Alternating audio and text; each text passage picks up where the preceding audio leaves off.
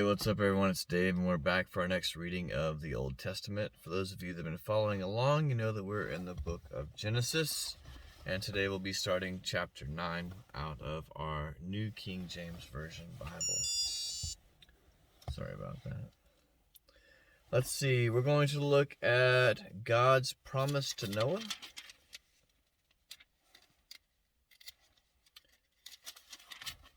And Noah and his sons for a total of 28 verses today. So remember, if you don't have a Bible, you can go to Bible.com and read for free. You can also use the YouVersion app.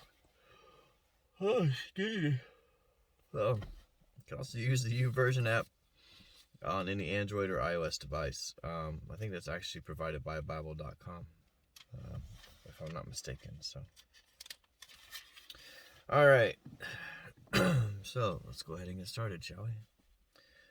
So God blessed Noah and his sons and said to them, "Be fruitful and multiply and fill the earth. And the fear of you and the dread of you shall be on every beast of the earth, on every bird of the air, and on all that move on the earth, and on all the fish of the sea. They are given into your hand. Every moving thing that lives shall be food for you. I have given you all things, even as green herbs, but you shall not eat flesh with its life, that is, its blood. Surely for your lifeblood I will demand a reckoning.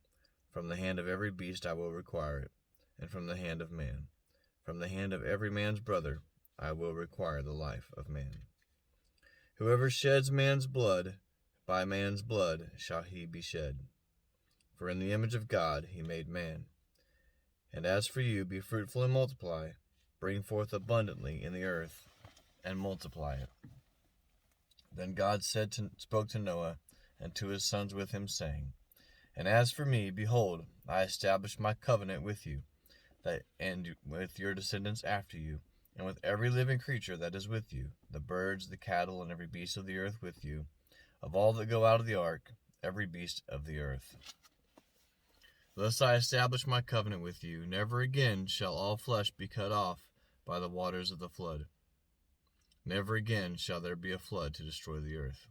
And God said, "This is a sign of the covenant which I make between me and you and every living creature that is with you, for perpetual generations. I set my rainbow in the cloud, and it shall be a sign of the covenant between me and the earth. It shall be, when I bring a cloud over the earth, and the rainbow shall be seen in the cloud, and I will remember my covenant which is between me and you and every living creature of all flesh.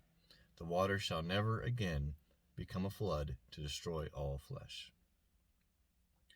The rainbow shall be in the cloud, and I will look on it to remember the everlasting covenant between God and every living creature of all flesh that is on the earth." And God said to Noah, "This is a sign of the covenant which I have established between me and all flesh that is on the earth."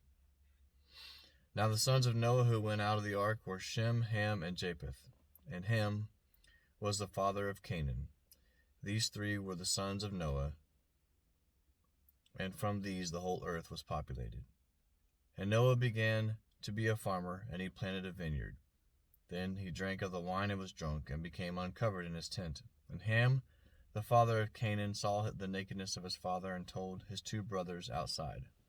But Shem and Japheth took a garment and laid it on both their shoulders, and went backwards and covered the nakedness of their father.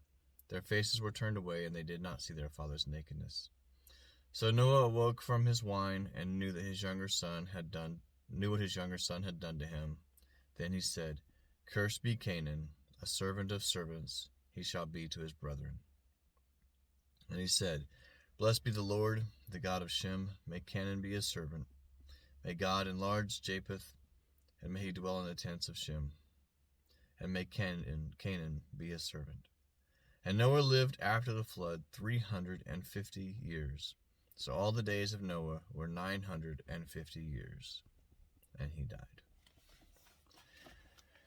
That concludes chapter 9 of the book of Genesis. Some good stuff in there and some sad stuff as well. So the rainbow is God's promise to us that he will never flood the earth with water again.